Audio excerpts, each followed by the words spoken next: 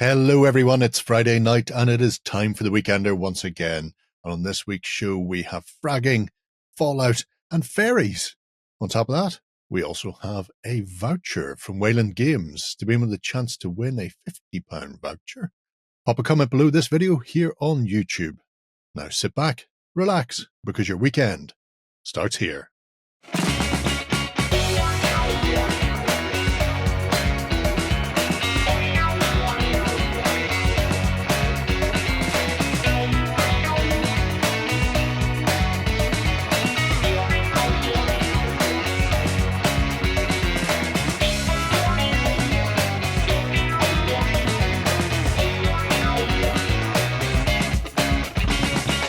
Hello everybody and welcome to the Weekender. I'm joined this week by John and Ben.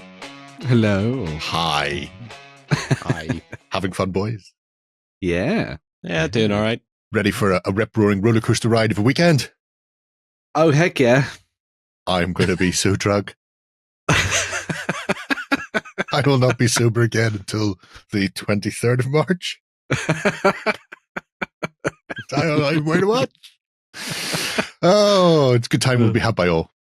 It will. And we're going to kick things off with a whole dose of news to get you ready for the weekend.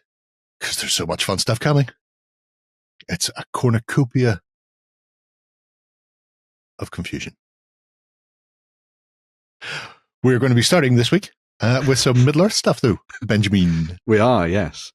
So the new edition of the Middle-earth strategy battle game came out towards the end of last year. We got the new War of the Rohirrim box, which myself and John have dived into and picked up some Rohan stuff. It's been very, very cool. And it was just essentially just a tweaking of the rules and sort of like getting them all ready for sort of like new players to dive in and all that kind of good stuff. But one of the things they did is they changed up the armies of the Lord of the Rings and the armies of the Hobbit books to be more movie focused. So they were all about representing scenes from the films, rather than giving you kind of whole cloth army lists for, Gondor, well, Minas Tirith or, Dwarves of Khazad-dûm and all that kind of thing.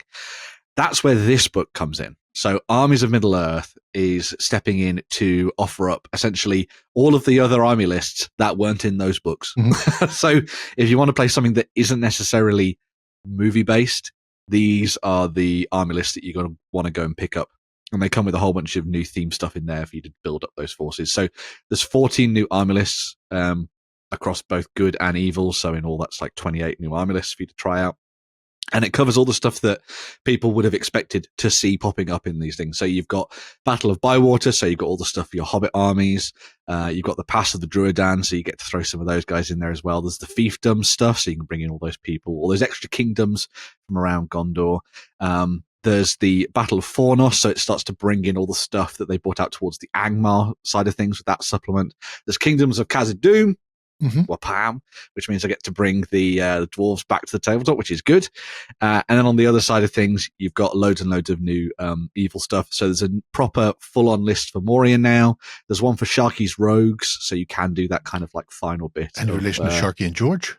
The Crime Busters of the Sea? Oh, unfortunately not, but that would be a really fun way to represent the end of the Lord of the Rings. What? My God, Saruman's become a shark. Boom, boom, boom, boom, boom. So there's also Burdur's Horde, so you can do your troll armies and all that kind of thing in there as well. Are these the armies then that were ripped out of the book? Yes. That people were panicking over, going, I no longer have a force to play with. Exactly. These are them. Yes. These are them all back. Presumably not just a republish of the lists that were removed. Then there are new bits and pieces in here as well. Yeah, so they've all been tweaked again, and they sit in the same formula as the ones that they've done for Armies of the Lord of the Rings and Armies of the Hobbit, where they're designed as thematic lists. So they'll have special rules for you to play them out, as well as just being the ability to play all of your dwarves, essentially. It'll be interesting to see what has and hasn't made the leap from the last edition to this one in terms of miniatures. But they do tend to be quite nice about that and throw in quite a lot of stuff that people have in their collections. So if you've got miniatures, there's probably going to be a profile for them. If not, I'm sure you could make them up from the last edition and just port them over, because the rules are basically the same. Yeah, there's not a massive change anyway. No. And to be fair, I think most Middle-earth players are more narrative focused than mad when it all costs tournament heads. Exactly. So, unless John's just going, well, I've just made the most amazing net list ever. I'm going to run everyone down. No, wait a minute. That's not John. That's Justin. There we go. Get it right. So yeah, a whole bunch of army lists across both of those in that book, which should be coming up very, very soon. I'll be snapping that up and having a look at it in more detail. To celebrate the release of that book as well, there's also going to be a new plastic miniature. So for the example, the fiefdoms, there is a new miniature for Prince Imrahil of Dol Amroth. So this is the guy that was left out of the movies, but has quite an important part in the Battle of Pelennor Fields, saves Faramir and all sorts of things, and sort of rides down the armies of evil and makes sure that he gets back to Minas Tirith. But there'll be a new plastic version of him on foot and mounted, as you can see there, looking very nice. So he is very nice. Yeah, throw him in alongside the rest of your Swan Knights of Dol Amroth and have a little bit of fun. Lovely stuff there as well. So hopefully more plastic stuff to cover these random characters in the future, which would be quite nice. So yeah, because they do just seem to be like, who do we like today? Imrahil? Cool, let's do a plastic miniature. So fair enough. Yes, because they're not the cavalry unit, the Swan Knights. They haven't released models for them, have they? They have. They are both metal on foot and no, actually they might be resin on foot and metal mounted. Right. I think that is odd because they did release a whole bunch of them through Forge World. So it was during last edition. So there's some resin stuff came out, and then otherwise it was years old, donkeys old metals. Yeah. I'm sure someone will correct me if I'm wrong, but I'm fairly sure that it's on foot. They always do. Knights and then mounted metal versions, I think. It's a shame, as somebody pointed out when I was looking at the Victrix Fantasy Knight options, there's a whole host of shields and winged helmets. Ooh. I'm going, oh, they're quite nice fantasy stuff, and somebody's going, I think they're specifically so you can make Swan Knights, but Victrix models are substantially bigger than the true proportions of the Lord of the Rings stuff would be slightly smaller, I think. I mean, it would be Impact Cav on the battlefield, though. Oh, it would be, yes. That's the way to do it. What did they feed your horses in Dol Amroth? Other horses. Other smaller, weaker horses. We feed them the glue that they will become. There we go. So. Oh, not the only fantasy elves on the horizon, though. No. A whole host of stuff coming from North Star. Yes. So there's a whole bunch of new plastic kits coming out from North Star Miniatures for those people who are diving into Oathmark. Over the last couple of years, the folks at North Star tend to bring out a sporadic set of plastic miniatures alongside a variety of metal figures as well. And so this kind of April time, so sort of going into Salute, is going to be the time where you'll be able to dive in and get your hands on a whole bunch of new characters for Oathmark. So these are the metal figures that they've designed. They have come on leaps and bounds from the original metals that they did for the Oathmark elves. I have a few of them and they're quite nice, but they're kind of basic. I think what they've done with the new ones sort of adds a little bit more to them, builds on their character a little bit more. The other thing is that they're themed to the plastic set. So these champions, mages, kings, queens, etc., they're all done with heavy armor involved because that's the kind of theme and the vibe of the new plastic kit that they're working on for this set as well. So as you can see here, loads of really cool miniatures armed with a variety of different weapons. If you wanted to use them as Warhammer elves, you could easily do that as well. You know, big sword masters of Hoth, you say? Exactly, sword masters and all that kind of thing. I like the kind of mage characters and the priests as well on the kind of right-hand side as well. It'd be a really nice addition. And there's always a musician. There's always a horn tutor in there as well. So, but as well as that, they've also got the new plastic kit for the elves. So if you're looking to dive in and get your hands on a heavily armored elite unit for use in your games, you've got that there as well, with a variety of different weapon options again. So you've got hand weapon choices with axes and swords and all that kind of thing, as well as double-handed weapons. So you've got your big double-handed axes. If you wanted to do white lions of some description, just add some cloaks onto the back. But of course, you don't have to play Warhammer with these. You don't have to play Oathmark with these. You could play Midgard Heroic Battles, and you could use these as the elves of Middle-earth on the tabletop, as I'm sure they have done in the past as well. It's all interconnected, man. But once again, a really nice sprue. And because of the way that North Star do their plastic kits, they are incredibly customizable because all the bodies and legs are always one piece essentially. But from that point on, you've just got those flat connection points for heads and arms and stuff like that. So you can mix and match between all of the North Star kits, all of the Frostgrave kits, and all of the Stargrave kits as well.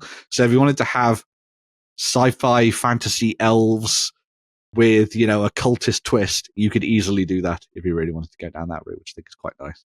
And again, lots of options on the sprue, as you can see. The only thing I'm not necessarily a fan of is I don't like the nose guard on the Elven helm.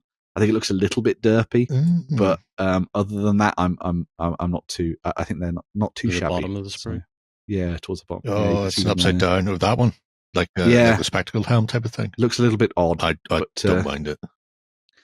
I would just have like a full helm, like the Shadow Elves, like how, the ones they used to have with just the eye holes in there. Yes. I think they'd be really cool, but yeah. But otherwise, a nice little set, and should be great for those people who want to do customizations and all sorts of different things.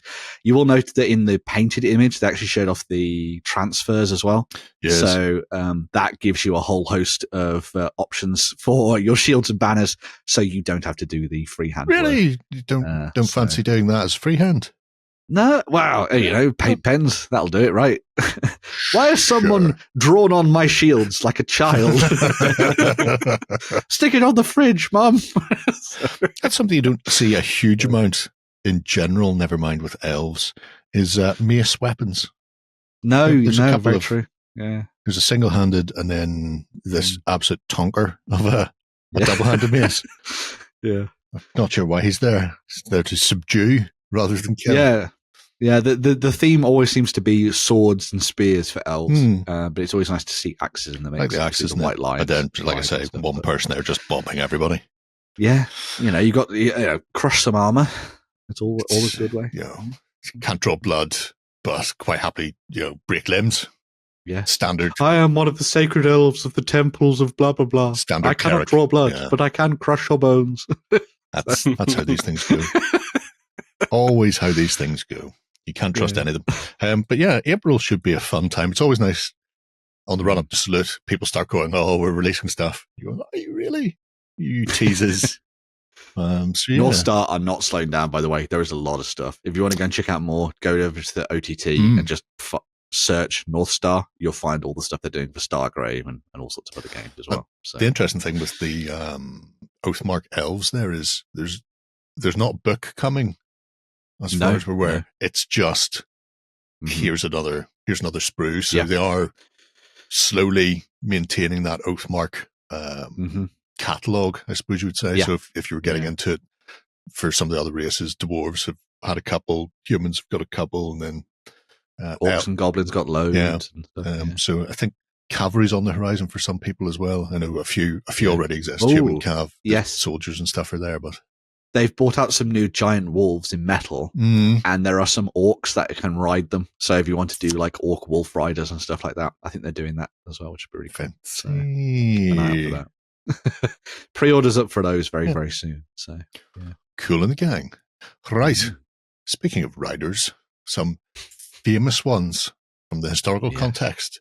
The Apache for the Indian Wars in America. There's already been a rake of stuff that had come out from Brigade games for the Indian Wars, and they've got one of the Hicks clones back on the job. I think this is clue number 3. They may have actually just pushed him over, kept him there, to release a supplemental range of Apache for the Indian Wars. There's a lot coming, as is generally the case, broken down into packs of either 6 infantry or 3 cavalry. Nice mix of equipment with that very distinctive headband that the Apache wore. So you've got your warrior command in a variety of poses and I suppose shouting options. Go over there, kill that man, scalp him. The usual. Then there's the Apache warriors, and they are accompanied by a set of mounted versions. Now, I know with a lot of things that Paul has done in the past, and I've not had a chance to pay close attention, often he will do mounted and fit versions in the packs. So you can mix and match. Sometimes he won't. Sometimes they'll be completely unique. But it is something to look out for to see if you have not just face, but the equipment and clothing and the like will be replicated across them. So the mounted warriors should be an interesting set of figures for that period of time. You've got, it says up there, 1860 to 1890. Obviously, the Plains Wars within there started a bit earlier, so 1850 and kind of petered out by the late 70s. But depending on what you're playing, there's a lot of scope in here for these to be used for a whole host of things. Obviously, there's a lot of pulp Western games out there. So Legends of the Old West, Knuckle Duster, Dead Man's Hand, Gunfighter's Ball, it's Knuckle Dusters. All of these are all doable. Having a lot of Apache is handy if you are going to get into the sort of the Plains War itself. One of the biggest conflicts at the start had a lot of Apache involved in North Texas. Battle of the Adobe Walls, I'm going to say. I'm going to run with that.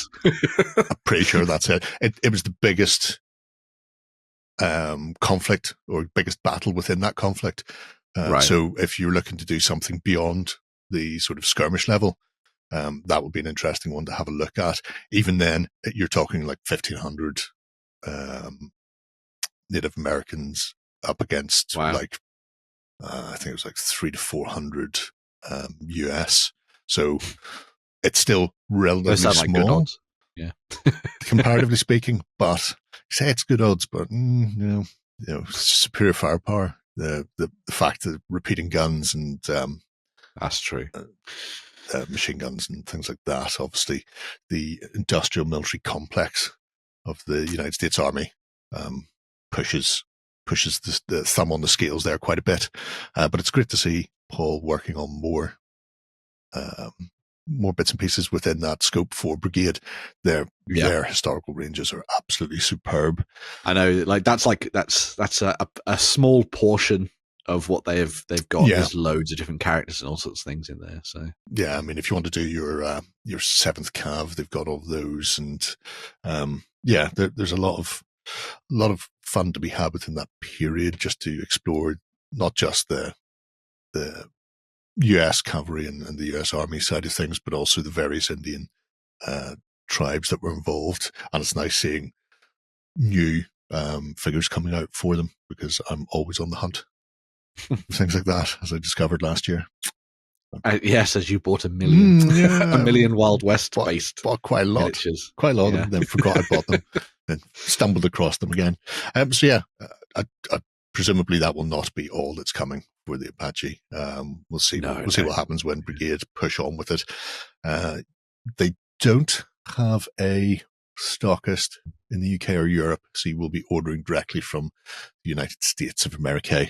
But while you do that, pop in and see the sharp models that Paul sculpted for their Napoleonic range. Because I mean, if you're ordering the Apache, you may as well might as well get there. Yeah. Save on postage. Yeah, increase the cost when it arrives at your side, but save on postage. It's a good way of doing it. Right. Enough of that news. Let's have a look at something a bit more indie and 3D.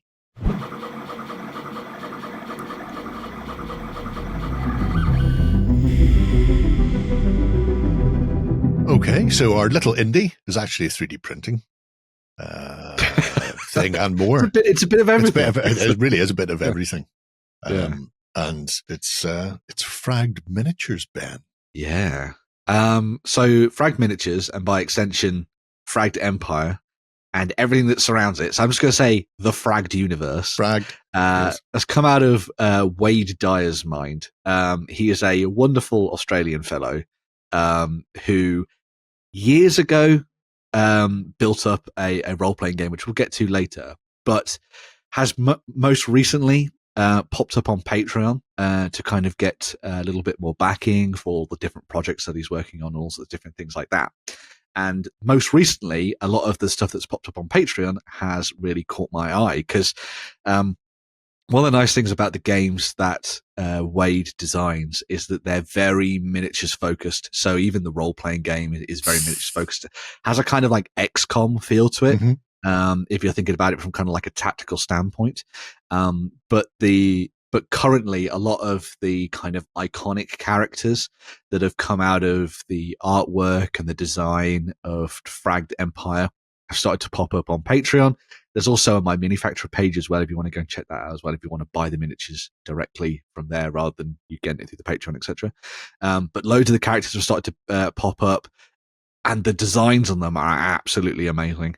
There's a real cool sort of like movie, comic booky, almost slightly anime feel to a lot of the design that Wade has here. Because Fragged and the kind of universe that's built up around it is, as they describe it, post-apocalyptic sci-fi role-playing. So something bad obviously happened within the world of Fragged. Really? And that universe. Yeah. And then as that kind of, and then this is sort of showcasing all these different factions and characters after that, as the world and the universe starts to sort of find itself again. And a lot of the core focus of what you're seeing here in terms of the miniature design, I say, is based on the kind of iconic characters that they've designed for the artwork and stuff, and all the, you know, kind of like cookie cutter characters that they've designed for you to dive in and play around with. But they've got that really cool sci-fi vibe to them. A lot of the inspirations come from the likes of Cowboy Bebop, Firefly, Farscape, and as they said, every one of the Millennium Falcon scenes. So they've really tried to go in and kind of give you that idea of like a ragtag bunch of heroes sort of heading out onto the battlefield and kicking ass and taking names kind of thing. And a lot of the characters that you'll see here are based on their own unique races that they've designed for the game as well, like their own lineages. So you've got things like the Vargati, the Kaltoran, the Legion, the Nephilim, the Palantor, the Remnants, the Tuifar, and the Zoo. All of these are kind of representing the characters here, and they're going to start building them as they go through. What's additionally cool about Fragged is that you'll see some other bits and pieces here that are a little bit different. So obviously you've got the characters and stuff that represent, you know, the heroes that you might play on the tabletop in your role-playing games or your miniatures games. And again, the design's really lovely to these. I love them. But there's also ships and all sorts of things in there as well. There are other projects that Wade is working on that I'll get to soon, but these are really cool because one of the nice things about all the Fragged games is that they all have some sense of home to them, regardless of what you're playing. So the core role-playing game is called Fragged Empire, and in that, your kind of home is your ship, and that's where you kind of focus all of your attention on, and sort of like where you take back all your loot that you claimed on adventures and use it to enhance your ship and sort of make sure that it stays safe from pirates and all that kind of thing. But in addition to that, all the other games that they've done all have that sense of home built into it. So like if you play the fantasy version or the pirate version, you've got a ship that you might want to look after, or you've got a castle that you might want to sort of like take control of and all that kind of thing in those games. We'll come to that in a bit. The purpose for why these miniatures, however, have popped up recently is because Wade is also working, in addition to the role-playing game, on a miniatures game, which is called Tabletop. So Tabletop has been designed as a very quick miniatures game, plays out on a very small tabletop. You see the playtest rules here. They only cover like 2 pages, which is wild. And it has some really fascinating mechanics to it. So everything's driven off D6, as you might imagine, for a quick and easy role-playing war game. With 6s being effectively a hit on dice. But you build up a pool of dice as you're, or you take away from a pool of dice as you're sort of diving into combat and shooting things and all that kind of stuff. Where the twist comes in is that the game isn't capped by turns so much. It's capped by activations. So what happens is you activate. So the top dog goes first, followed by the underdog. You both have 20 activations, right? but it goes back and forth between the two of you in kind of like an Infinity style. So you react to what each character is doing in turn. Mm-hmm. And so it goes back and forth, and you have to make the most of what you can out of 20 activations by scoring objectives or completing scenario rules and that kind of thing. And then the game triggers an end, and then you see who's won. So it's not just about, kind of like, well, I've got 5 turns to do this. If I just wait until turn 3 and then I attack them, then I've won the game. You have to really think about how you're going to sort of like control the momentum and the flow of the game as you're playing it, which I think is really nice. There's also a really cool system, and you can see it in some of the cards and stuff like that, of like where you take like upgrades and things. There's like a flow mechanic to how kind of upgrades work. And then you can spend upgrades in order to get advantages and things as well. So if you don't want to use, for example, the Spec Up upgrade or whatever, you can use it to sort of like do extra stuff on the tabletop, which is quite nice. There you go. Gain capture advantage for an action rather than using the ability on the upgrade, which I think is a really nice bonus. As I say, it's all kind of been designed in a way that you can play this with all the different characters that you've got from the game, although they've also put in additional rules for you to play as kind of like generic troops and things like that as well. So if you wanted to have it so that your group is going up against the enemy in the role-playing game, but you wanted to use the double tap rules because you wanted to make the combat really quick and fast, you could do that where the GM took control of all the enemies and you played with all your heroes or something like that if you wanted to go down that route. But it's essentially a skirmish game addition to what already exists for the Fragged universe. And I think it's going to be developing over the next couple of months. Might come to crowdfunding potentially in the future, but it's been designed as I say, as like a quick and fun game for you to dive into and start playing. And from the looks of it, I'm quite taken by it. I quite like the theme and the aesthetic of the world. I love the miniatures.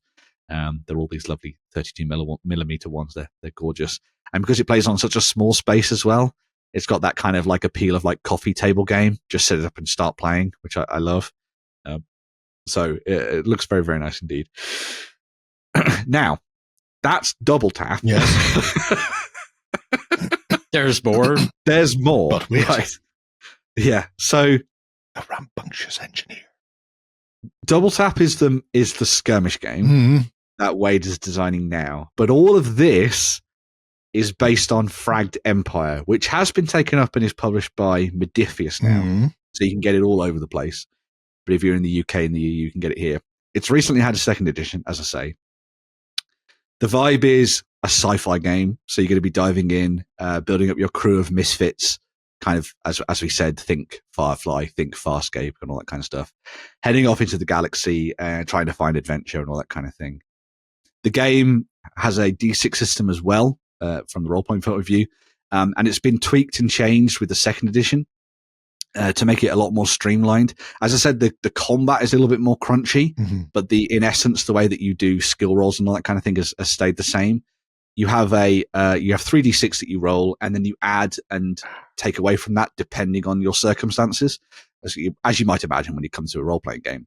But there's a really nice thing that you can add into the game, which is kind of like a narrative twist to it. So if you can justify your action and like how you might use your character's bonuses and their experiences, the GM is then encouraged to give you extra pluses to your rolls. And you're kind of looking for, I think it's like between a 12 and a 14 for most of your rolls on 3d6 plus all your modifiers and things. But then that pretty much solves it outright. Kind of do that. Yeah. Nice and easy. Very narratively focused, which is always good to see. As I say, there's loads of different characters, lineages, and races and things that you can pick up. And Fragged Empire has that kind of solid sci-fi vibe to it. So it's all about, guns, lasers, spaceships, all that kind of stuff. They've developed like 3 systems, I think, that you can dive into, but they also encourage you to do your own. The twist, however, and you can see it here as we go through these pages, there's more, is that Fragged Empire is just the basis for this. Because in the Fragged Empire world, there was this post-apocalypse that happened, right? Various planets... You mean apocalypse? Yes. The apocalypse happened to then create a post-apocalypse. I see what you're doing. I see where I've gone wrong there. If I could just create a post-apocalypse, I suppose that'd be easier.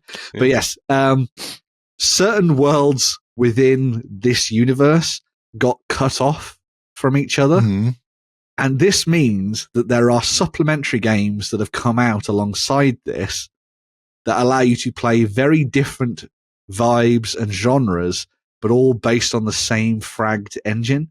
So if you scroll down a little bit and go to page 2, I think that's a good, no, you can do it there. So Fragged Eternum is a slightly more steampunky, think arcane style universe for you to dive into, which is very cool.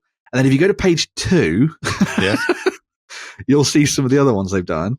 So if you want to do pirate-based games, you can also dive in and play Fragged Seas. If you want to play a fantasy-based game, you can play Fragged Kingdom. And again, each of these, because they're all on separate worlds within the Fragged universe sphere, the cinematic universe of this game world, effectively, you can dive in and have very different experiences. No, it's not. You can dive in and have very different experiences focused on particular genres, but all based on the same core rules of the game. So, as I say, like, dive in and you want to do like a cool fantasy adventure because you really like the mechanics that they've built up, you could do that. And then there's a focus again on that kind of idea of home and sort of building up a castle and all that kind of thing. But if you wanted to do the pirate version, then you could pick up Fragged Seas. And again, this is that vibe of like, the ship is your home and all that kind of thing. And you'll build that up and go adventuring and all that kind of thing. All again, based on the same core mechanics. Now, Fragged Empire had a second edition through Kickstarter recently, as you saw. The Fragged Kingdom game is going to get a second edition through BackerKit very soon as well. So you can buy the original version, but the more streamlined, up-to-date version is also coming out very, very soon. So you'll be able to pick that up as well. Again, it's got that kind of like techno-fantasy vibe where like essentially all these people are aliens and those are like alien creatures, but it's the fantasy thing that kind of slides in there. So it's almost got like a weird, I suppose, like a Guardians of the Galaxy thing going on, which I think is quite cool. You know what they say, any sufficiently high technology looks identical to magic. Yes, as Thor once said. I think Thor borrowed that from a famous science fiction writer. I think Thor was the philosopher who actually... Well done, Thor.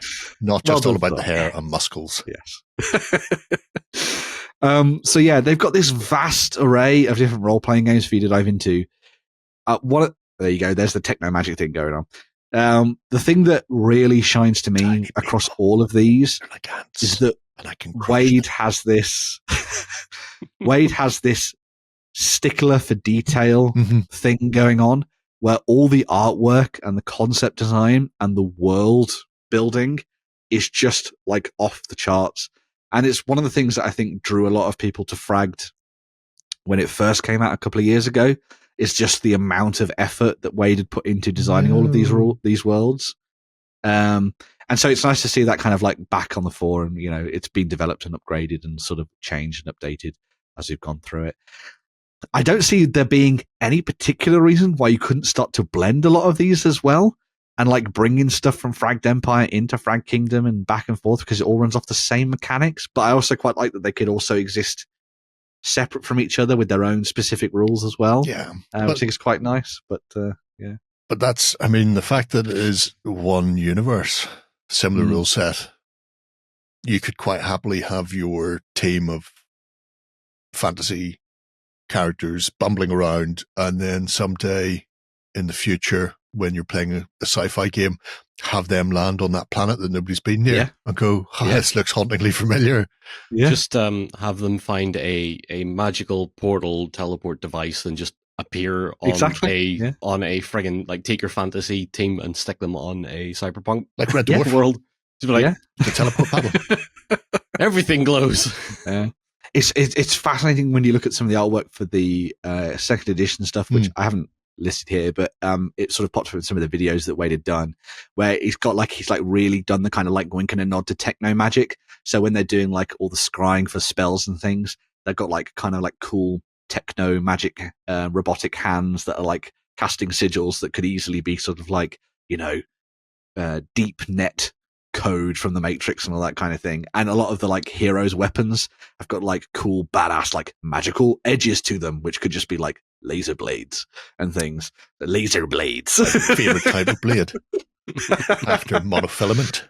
Yeah, the monofilament blade. So yes, there's loads of stuff that they've developed for this, and just to cap things off as well. Yes. So obviously the Patreon is where a lot of the focus is at the moment, and you can go and get all those miniatures, which is kind of like the 3D printing element of this, but it's also an Indie of the Week, as we've kind of delved into here. Wade's not stopping. There's a full website that's being developed where you can also go and check it out right now, where you can build your own characters on it. So you can have that as your kind of like reservoir where you keep all of your repository, sorry, not reservoir, where you keep all of your reservoirs are repositories for water. That is very true. Where you can go and make all your characters for the different games. He's also working on a board game called Fragged Cosmos, which is going to be a cooperative sort of like space exploration game that is also going to be coming probably to like crowdfunding to back it, or if they can find a publisher as well in the near future. And again, the artwork's beautiful and gorgeous for that as well. So lots of really cool things coming in the future for Fragged Empire, Fragged Miniatures, Design Ministries, Fragged Kingdoms, Fragged Eternum, all the Fragds. It's, oh my God, there's just so much cool stuff. And you can buy physical miniatures from Modiphius as well. Presumably they exist as STL somewhere as well. Presumably on Probably Factory, yes. I would imagine. Yeah. But Fancy. This is one of those games that I think a lot of people have been like, I kind of like heard of this like 5 years ago, and then I kind of forgot about it. Don't forget about it. Go and check it out. It looks really freaking cool. I hadn't even heard about it. Well, this one passed me by entirely. Yeah. And now you need to own all of it? Maybe. Not the miniatures. For an RPG. Oh, no, but the second edition book, you can just buy that. And Or get the miniatures for double tap. Fancy. Right. Yes. Check it out. Everywhere, apparently. It is everywhere. You can't turn around. There is something literally for everybody.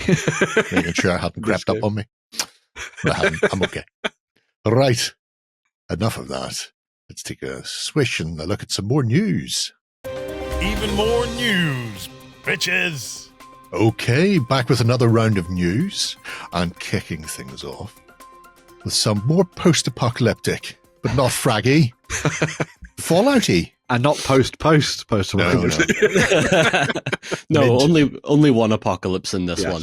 Yeah. So we're returning to Modiphius because they're pretty prolific at the minute, apparently. Doing a lot of things. But for those of you that are into the Fallout franchise, and Season 2 is on its way, thank goodness for that. If you want to play some Fallout factions in the meantime, we now have the 2nd edition core rulebook coming out. And nice art on the front as well. We've got some Brotherhood of Steel representation in there, because I'm not a simp for totalitarian, well-armored, very aggressive technophiles. No. We've often said that about you, John. No, hardly a day goes by when we don't say that. Is that not in your Tinder bio? Is it? Yeah. That's my entire personal statement on my CV. Yeah. So this is going to be adding in. It's taking everything from the Nuka-Cola or Nuka World, the Nuka World box set, and basically allowing you to expand it and put the other factions that you want to play in there, because not everybody wants to be a weird raider gang wearing zebra cloaks. We like to shoot those people, and preferably with laser rifles while wearing power armor and screaming for something or other. Speaking of. For Maxon or for Elder Lions. There you go. So not a lot of information about this, but it just has a lot of options and a lot of extra stuff for you to get stuck into. Clean up and a refresh rather than a clean up and a refresh. Yeah. Yes. A whole new. Have yet to play factions? Want to play factions? Need more plastic kits for factions? Please. We should be doing something with factions, considering how much you like all of it. I think, haven't we? In the we got we've got the Star Nuka set. World got. Oh, yeah. Well, there you go. Yeah. So we got everything for Nuka World, and if I recall right, the last I heard about it was Justin saying he'd built and primed a couple of gangs, and then nothing after that. Tumbleweeds. So I'll paint those. I can lead you to them, John, the next time I'm in. I'll use my bushcraft to find them. Excellent. That's a plan. I think so. Is there a release date for the second ed, or is it up already? Do we know? The PDF's available right now. Okay. So you can go and grab it. But if you want the book, physical is coming soon. Looks like it's May. Yes, something like that. Yeah.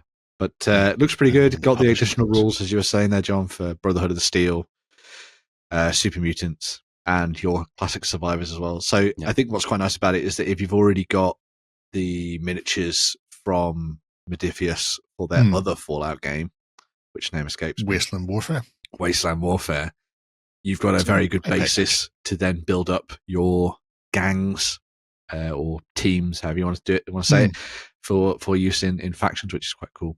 So alongside that, more scenarios, weapons, campaigns, and there's also the Legends of the Wasteland thing in there as well. So if you've got particular iconic characters that you want to add in, say from the TV show, as they have all of rules and stuff, then you can just do that as well, which is good. Joshua Graham, please. There you go. Yeah. We can't let God do all the work. It's good to know.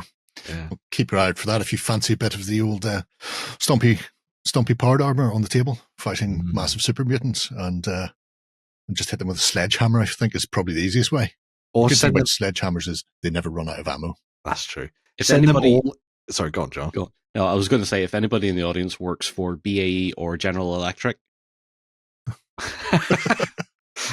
let's talk.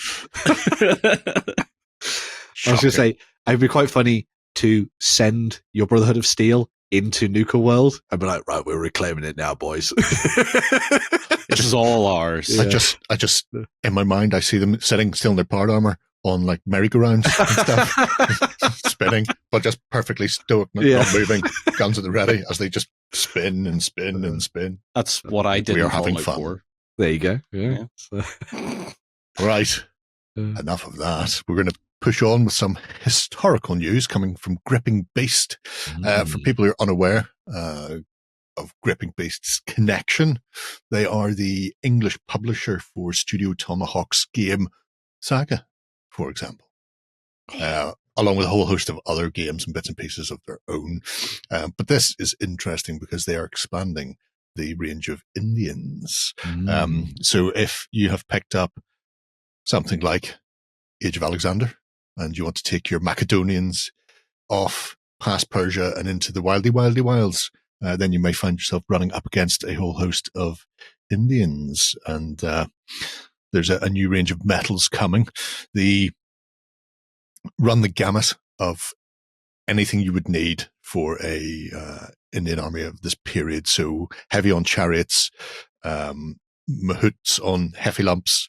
You've got your javelins, bowmen, spearmen. So it gives you a nice substantial range of stuff to use for your SAGA army.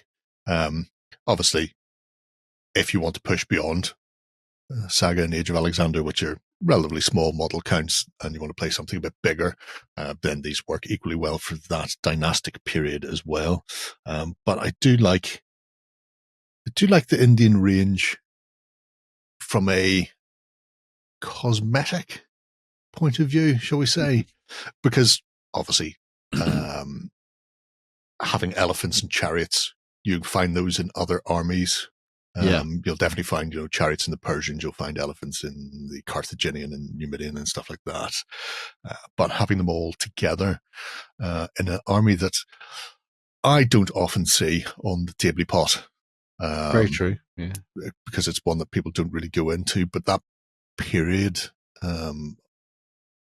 India was a massive powerhouse within the Asian continent, and they have such a distinctive look to them. I mean, even things like the elephant armor and just the overall show-offishness of an imperial army from that period coming out of the jungle is just something to behold. And I imagine if Alexander had actually lived long enough, he would have got absolutely ripped apart.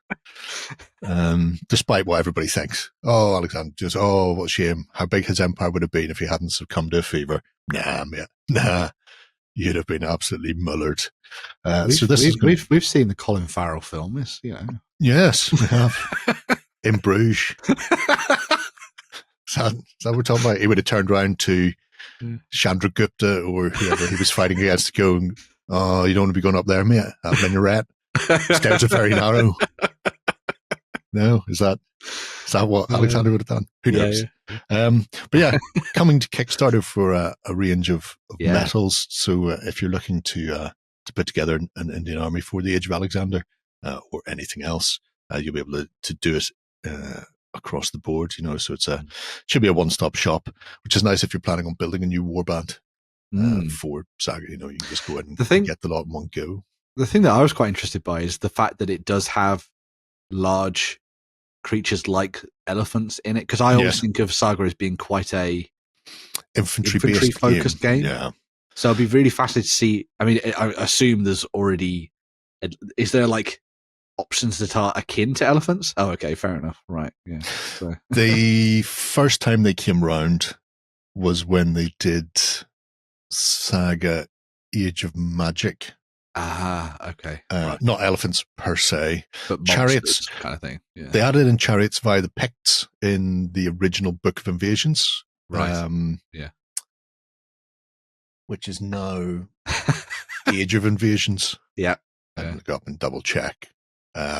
So we had rules for Pictish chariots. They were generally a warlord's thing, but they had the mechanics in there, and then they just expanded those.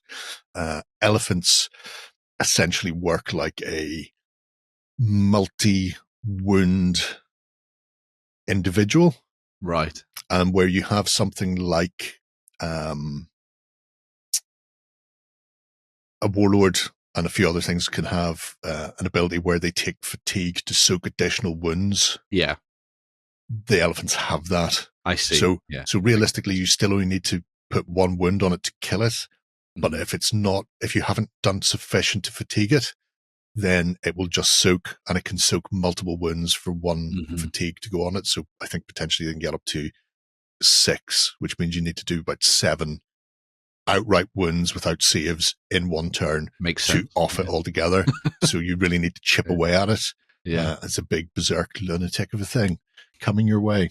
No rules for flaming grease pigs, unfortunately. Can't have everything.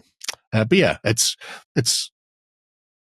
an interesting proposition to have those on the table, both the chariots and the elephants. Obviously, chariots rely on nice open avenues to really get the most out of them. So at that point, your opponent may want to start sticking to rocky ground and the like, which then requires you to sort of set your tables up appropriately.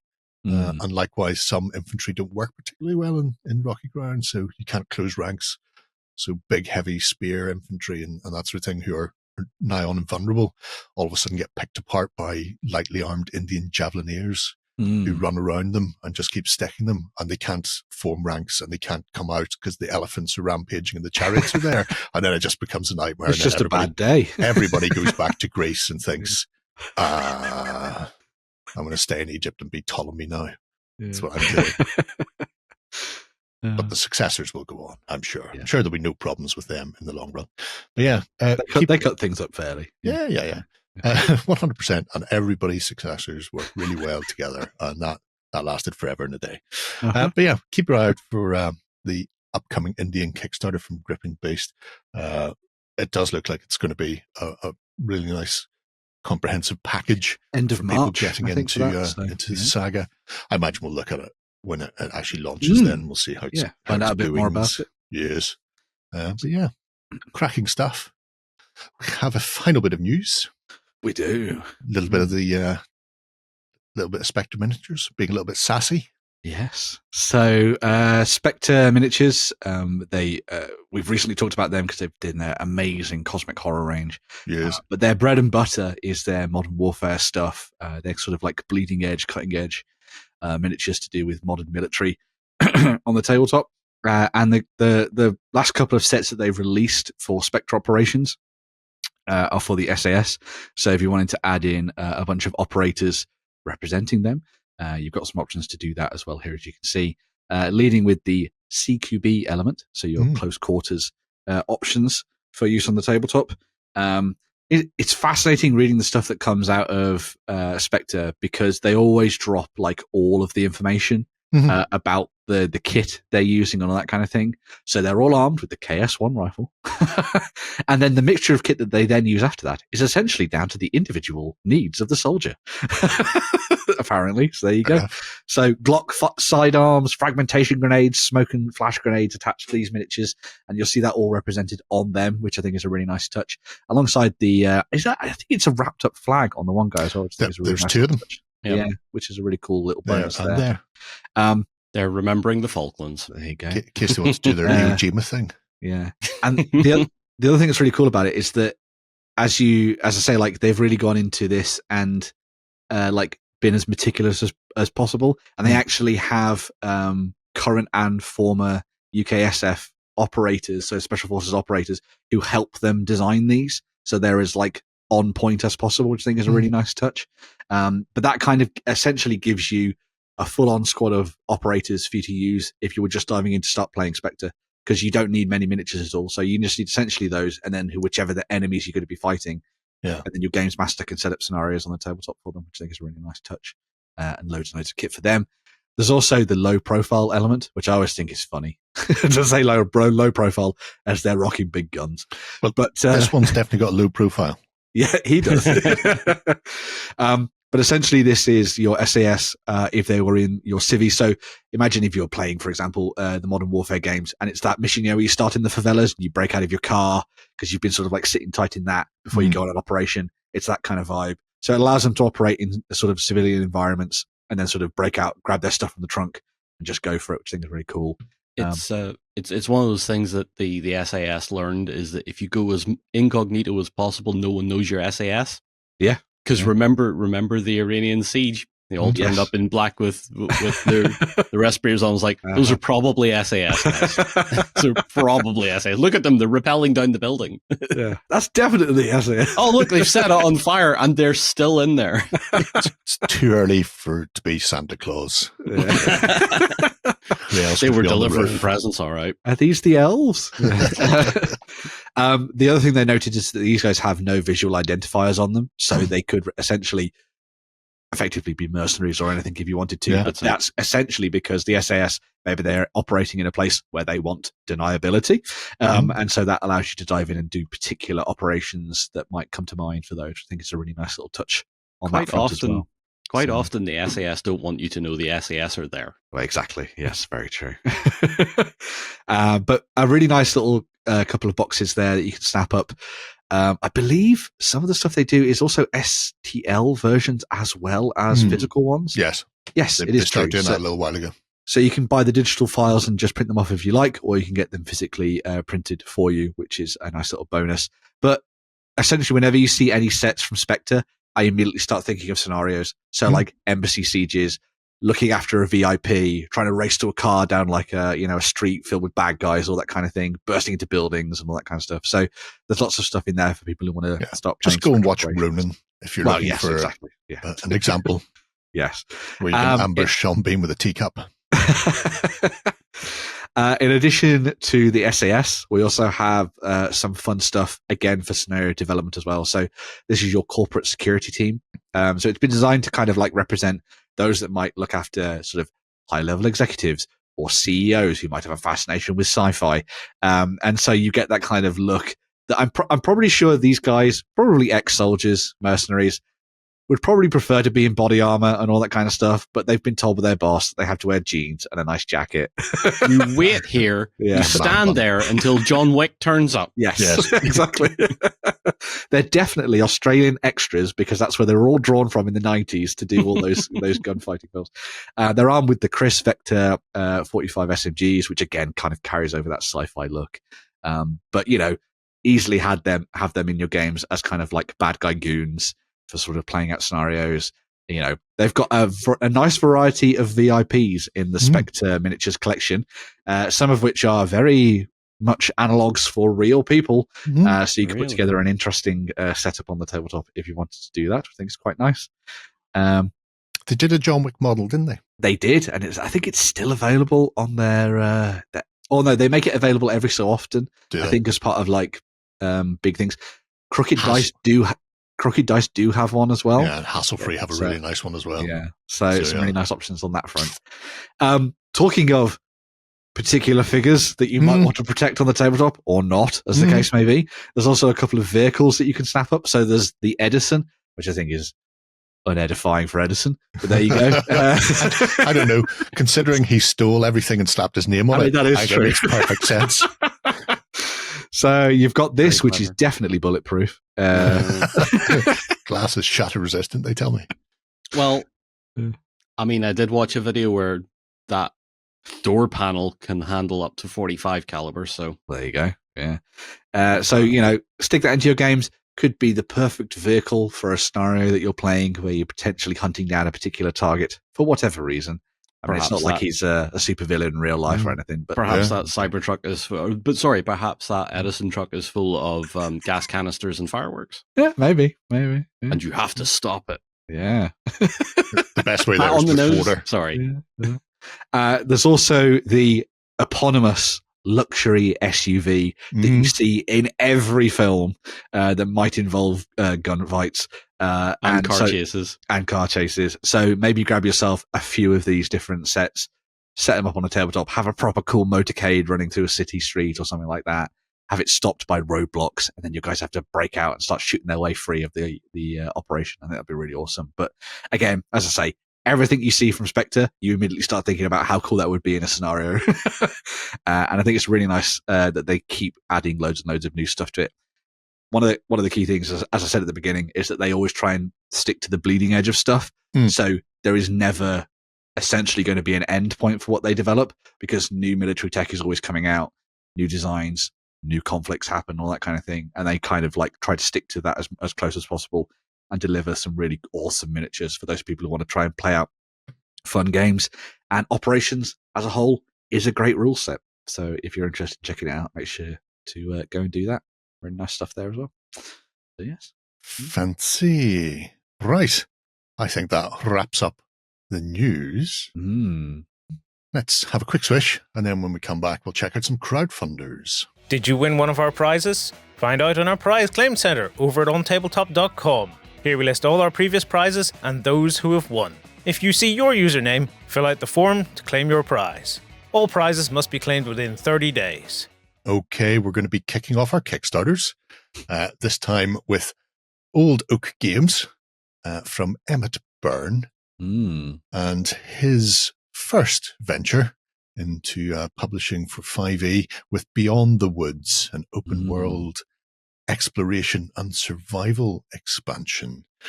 This is a fascinating setting for your 5e adventures, leaning very heavily on Irish myth. But much more than that, it is about the survival and exploration of this world that has been absolutely ruined. And I mean, they say dark fantasy. The idea behind it is, in many ways, post-apocalyptic again.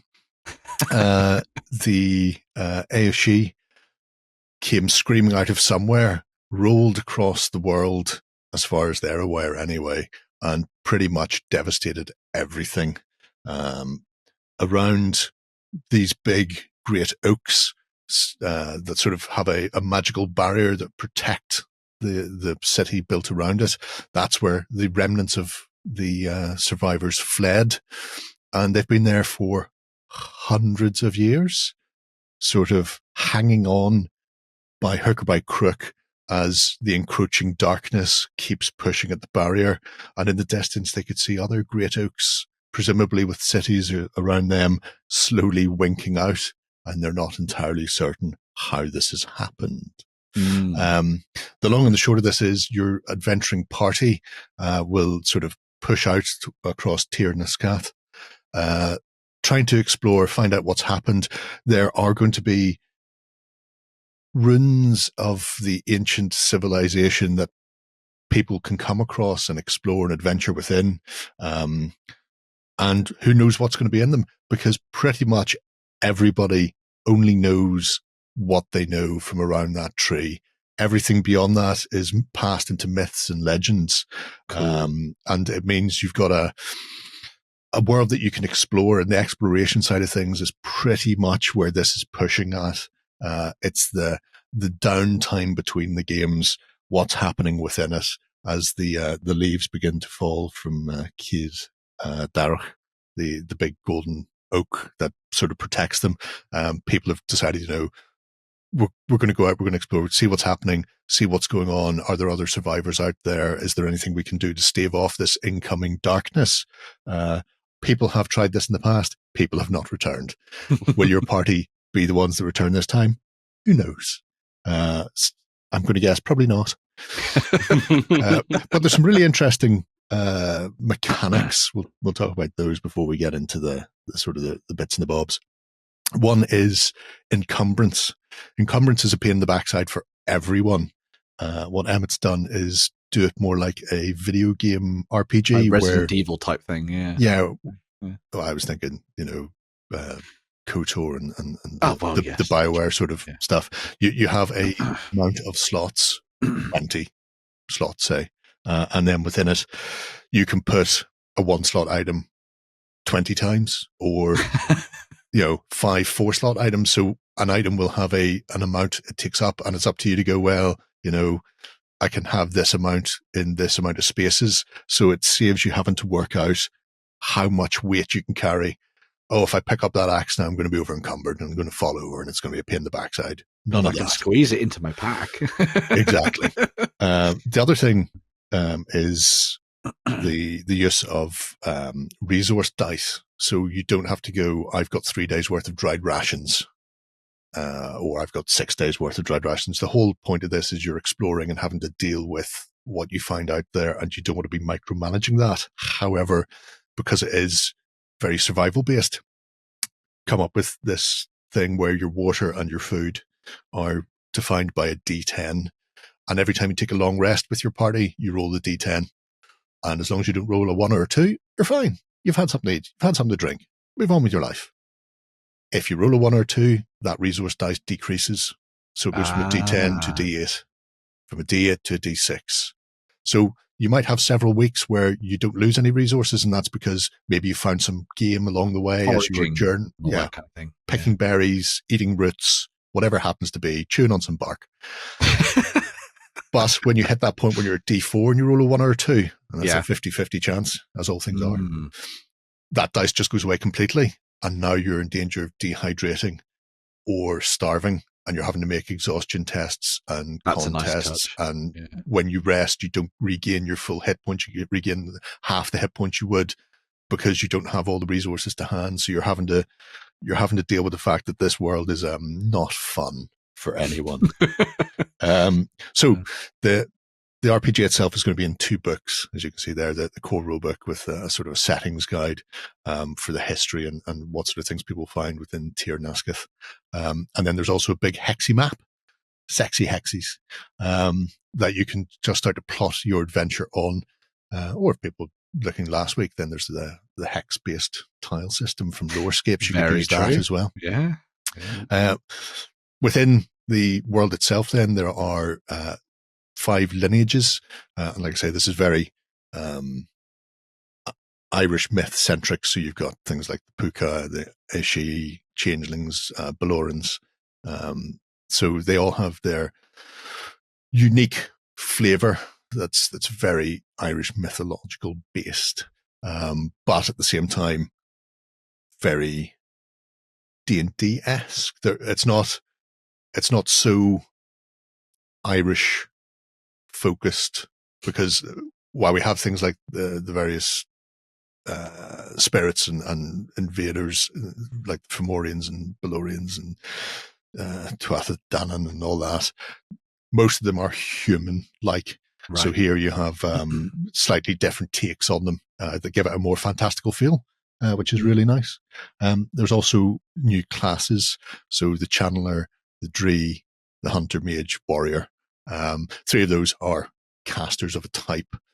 So you've got a Channeler who is more sort of using blood magic and conjuring up elemental damage and that sort of thing from themselves. The Dree is the druidic sort of style of magic user, leaning into the more force of nature and in tune with the animals and the like.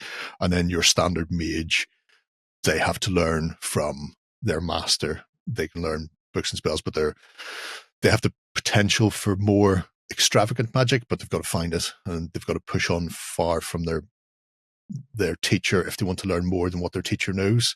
Although, because you're going to be discovering cities that maybe have been abandoned for hundreds of years, who knows what you'll find in those? You can find some massive spell tome and just go absolutely ham with it, screaming, "I'm Kronos, master of time." I'm sure this book I found under a tree covered in blood is fine. We're all fine here. I'm pretty sure it's written on vellum. Well, it's written on some form of tan skin anyway. But yeah, so within that, you've also got a whole host of monsters to deal with as you're plowing through there. So Banshee and Slua and a whole host of mythological bits and pieces. So it has a fascinating background style to it. It's something I keep bitching about on a regular basis, as people know. I don't want to see another Nordic horror / Nordic fantasy, because there's a load out there. Yes. And every time somebody goes, we're going to do a new board game, let's add Thor and Odin, or let's add the Greek pantheon, you're going, there's a big... What about Gaelic, all the badass Irish stuff? Yeah, that gets absolutely ignored by everyone. Yeah. So you too can plow on in there. There's also a quick start guide available that you can download now that explains all of this and more, along with a set of pre-gen characters and a mini scenario you can play, along with a big map as well. God, I love maps. There's been a real focus on hex crawl, adventure, exploration style games, I think, over the last little while, which is really cool to see. There's Tir Nasketh. That kind of, if you squint your eye, kind of looks like... Yeah. Don't know if that's deliberate or not. Who knows? The terrain, weather, light and darkness. No dark vision here. Well, not for the characters. Who knows what's coming screaming out of the darkness that will have you. Yeah. But yeah, the whole thing is you explore an adventure. And when you come across ancient ruins and you do your adventuring, well, you're not going to be resting in there and you're not going to be foraging in there. You've got to go off somewhere else, which means you can sort of dip in and dip out, especially if you find something like a city that's big. You're not going to just go in there in one session and come back out again. You might want to hook around for a few days, but it's always grimmer on the inside as things creep out at you. Emmett's done some really great stuff. Like you'll have probably seen him on Tabletop before when we've done videos for Broken Weave and Age of Sigmar Soulbound and lots of other games as well. So he definitely knows his stuff. And I always like, especially when he was doing Broken Weave for Cubicle 7, the love and sort of passion he poured into trying to make 5e as different and interesting as possible rather than it just being another cookie cutter type thing. Yeah. And I really think that what we're seeing here with Beyond the Woods is that again, but him sort of like doing it in his own way with his unique spin, which I think is a really cool touch. So it is based for 5e, but if you want to run it with something like Dragon Bane or Tunnels of just use the setting guide, whatever it is, just use the setting guide and plow on. There are also explanations in there if you want to take things from existing D&D books. So cool. if for example, the encumbrance, going back to that, it's a simple case of just dividing things by a fixed value and then tweaking. So I think it's, if you divide by 20, I want to say, will tell you how many slots it will take up in the inventory. And if people if they really want to micromanage their food and water and rations because they don't want to roll a die, says just add 4 more inventory slots and tell your players to catch themselves on. Well, he doesn't say that, but I do. Look, there's a puka playing a boron. This is why I got you to do this one, because I would have butchered everything. There is. Now, I will say, for those, because I speak very, very small, a few words and fuckle, and that's about it. But for people who don't speak Irish, there is in the quick start guide, there's a little breakdown of pronunciation. Oh, cool. Which is That's handy. Nice. And there will be, because we talked to Evan about this last year briefly, and he was saying there would be one, a more extensive thing. I will say, Irish, while it looks weird, it's easier than English, because when you see it, it's, like Delac and Delacue, that old chestnut, or Luff, Cough, Thura, Through, Trough, all the same ending, very We're different special. things. Irish is a shallow language. Okay. That's the technical term for it, in that pronunciation doesn't vary. I see. So once you know what a letter sounds like, it will always sound like that, with the exception of adding Shivu to things, but but it's only a very minor amount of stuff. So, an A is always an A, a C is always a K, no soft C's. So yes, pronunciation's handy.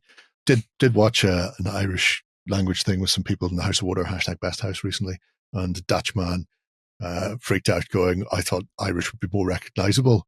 It'd be like English or French or German or something. You go, no, it's a completely different languages.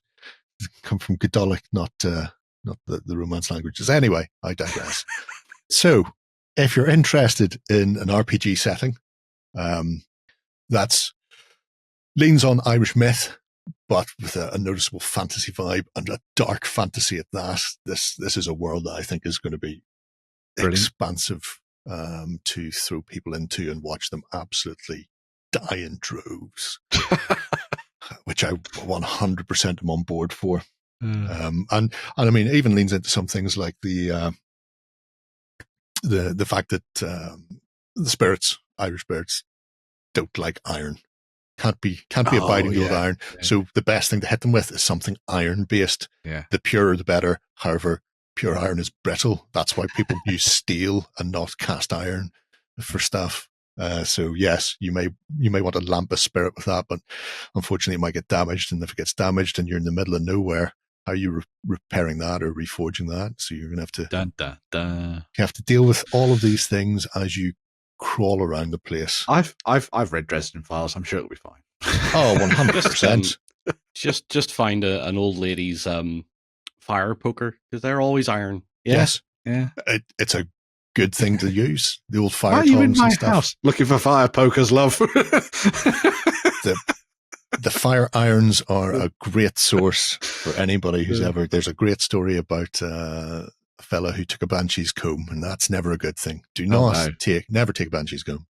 And the wife sorted things out by putting out the door in a pair of iron tongs.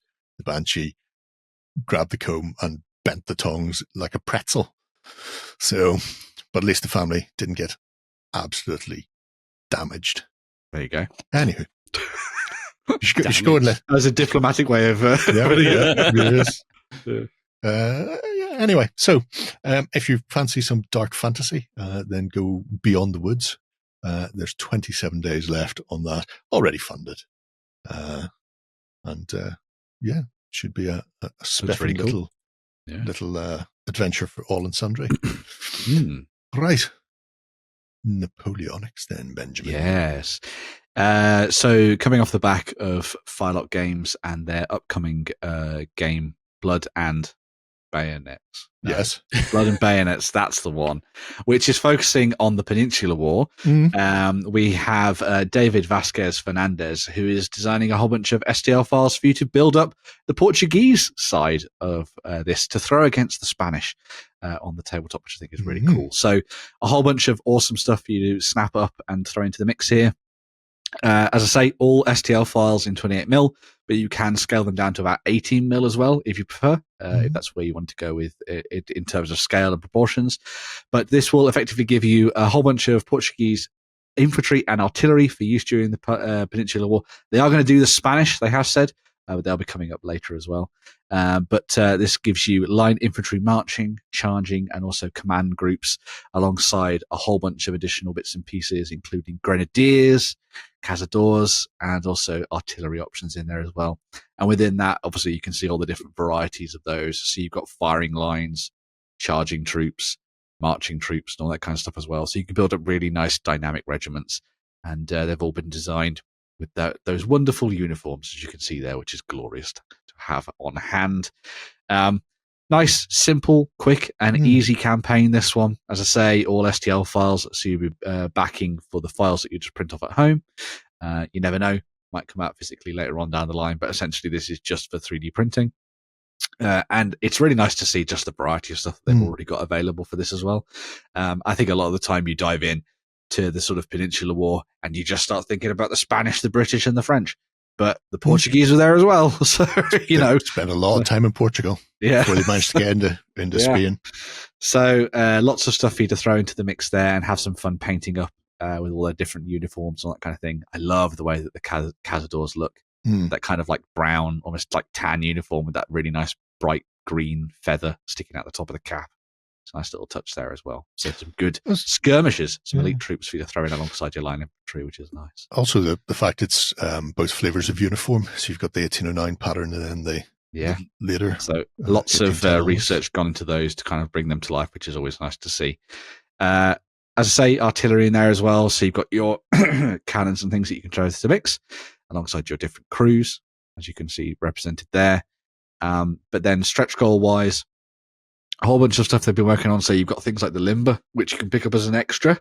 So you can stick that at the back of your dioramas or have it representing the sort of like baggage train potentially at the back of your army that is going to get assaulted by the enemy. Didn't want to get caught in a column of march. No. You need to get those guns into position somehow, but not if you get ambushed. And then as well as that, you've also got a whole bunch of stretch goals. So there are casualty markers that represent all of your sort of line infantry and your cazadors, as we were saying as well there. So if you want to use those to represent wounds that your unit may have suffered and fatigue and all that kind of things, you can stick them behind rather than using a dice or a token or something to represent that, which is always nice. But also good basing material or diorama building stuff if you're building up something interesting there as well. Yeah, if you're multi-basing for bigger style games, I always like to have the occasional wounded or dead someone who's taken a shot. And there's also mounted officers and generals in there as well. So if you're looking to add some characters into the mix, you've got those too, which is a really nice touch. And again, a couple of different varieties on that front there as well. So the campaign is funded. If you want to dive in and get your hands on those, especially as I say with Blood and Bayonets on the horizon, definitely worth having a look at if you wanted to throw the Portuguese into the mix alongside the Brits, the Spanish, and the French.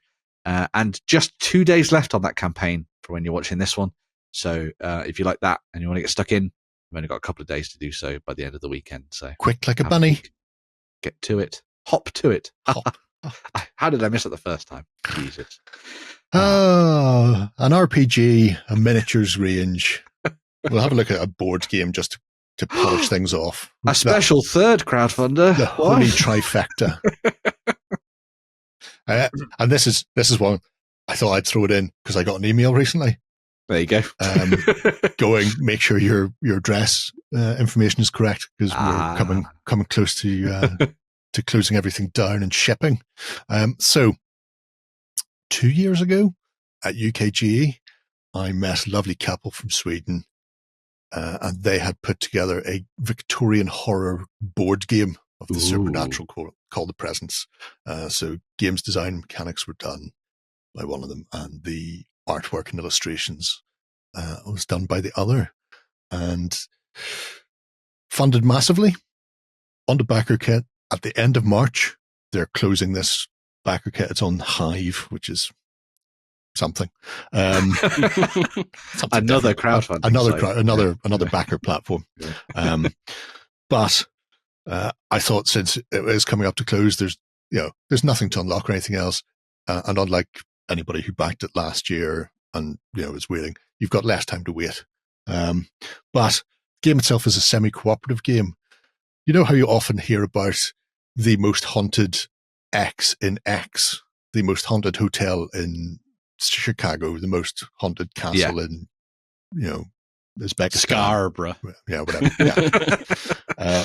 Likewise here, this Victorian mansion is apparently haunted by several spirits, and it is semi-cooperative in that you and the other investigators go in to try and work out what's happening. The spirit is played by another player. The spirit could be good. The spirit could be evil. You don't know. Nice. So there's 4 different spirit character cards.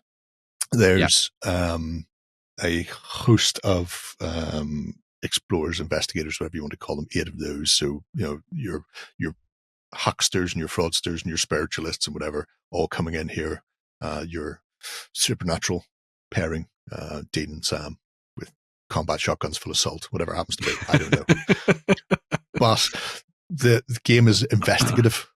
So you're going from room to room, attempting to find out what's happened, who the spirit is, what the spirit wants. The spirit has a whole slew of spirit powers that they can use to try and communicate. Everybody's got like a candle that protects them from the supernatural things until the candle suddenly blows out from a gust of wind in a room with no doors or windows open. Dun, dun.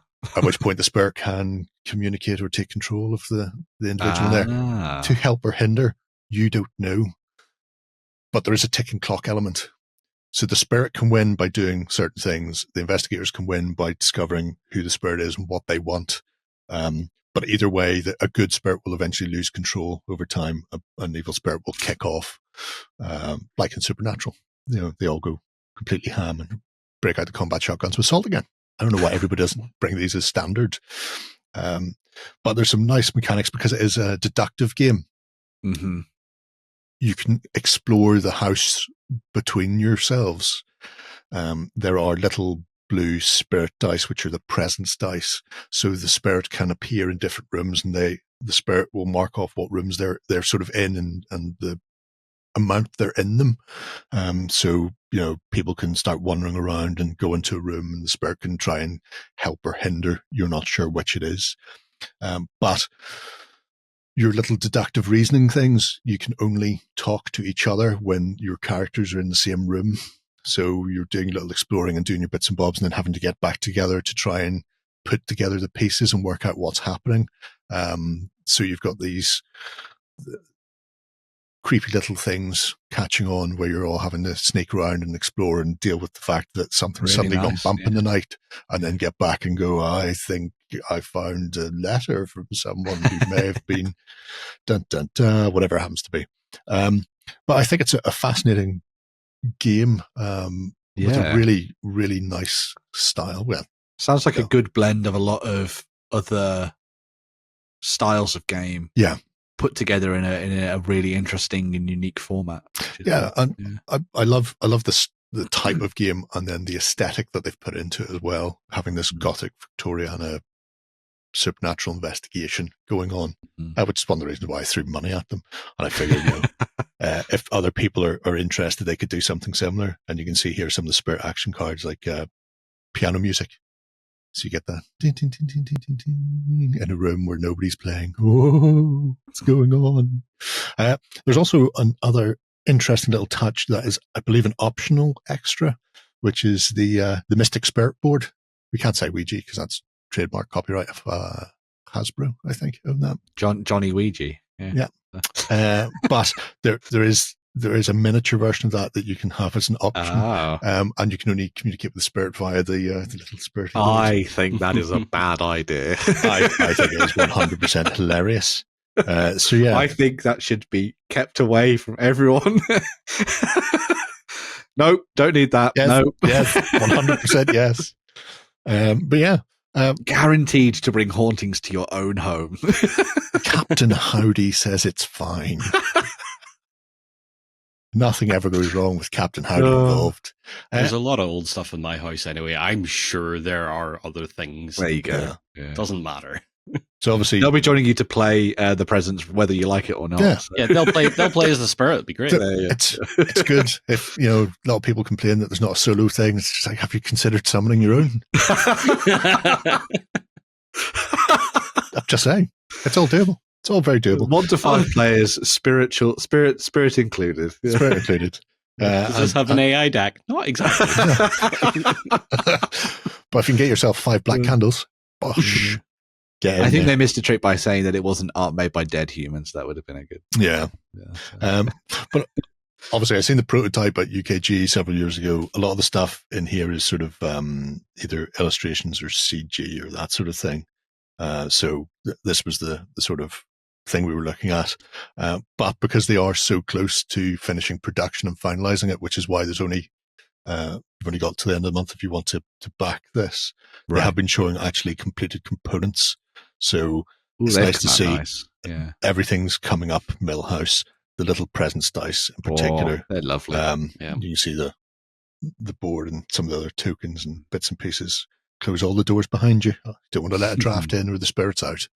But yeah, I think if you fancy a bit of a different deductive game, sounds cool. Then have a look at the presents from Purple Lantern Games. Mm-hmm.